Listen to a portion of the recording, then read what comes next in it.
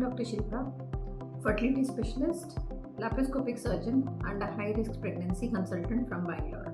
So what are the things as a couple who is starting their IVF procedure that they need to know as they are into the treatment?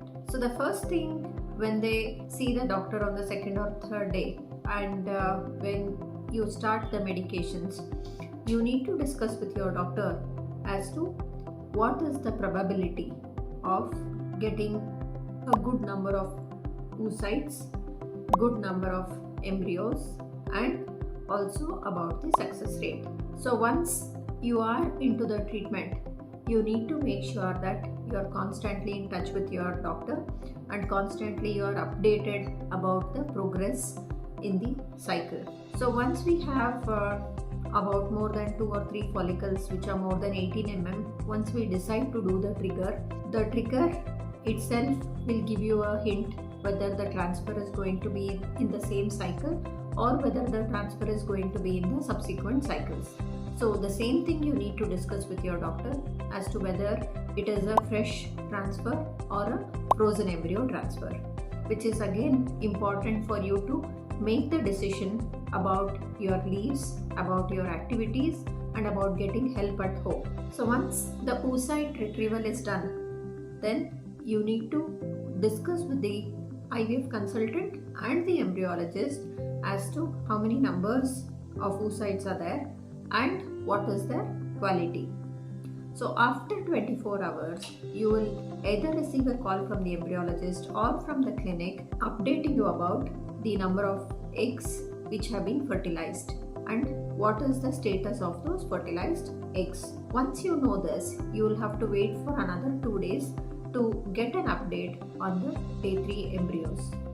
So usually day 3 embryos are 8-celled and you will get an info whether these are good quality day 3 embryos or whether there are any fragments. If there are very few day 3 embryos and if everything else is okay, then the doctor might decide to go ahead with the embryo transfer in the same cycle. Or if there has been a failure before, or if you have had previous miscarriages, or if there are a lot of eggs, then we will go ahead to the blastocyst stage, which is the day 5. So on the day 5, you will have to come to the clinic or you will be updated by the clinic about the number of blastocysts.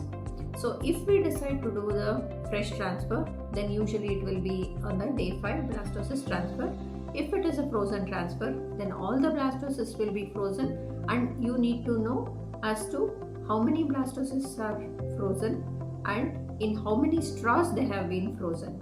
So usually what we do is we freeze these blastocysts into different straws so that when we bring them to the normal temperature by a process called thawing, so we get only few of these.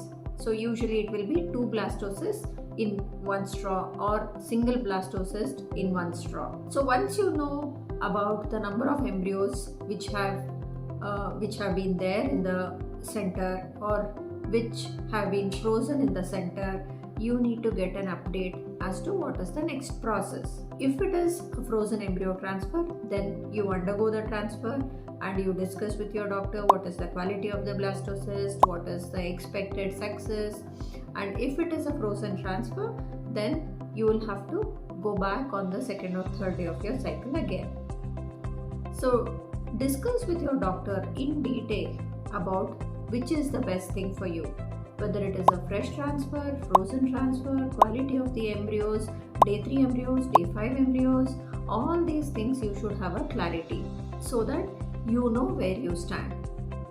And also the amount of medications used, the number of days that the stimulation has been done, all these are important and you need to carry a record of all these for your subsequent treatments. So choose a IVF center which is transparent, which is giving you the right information at the right time and also updating you with what is happening. Also very important is the embryologist, who is also a very important part of our team.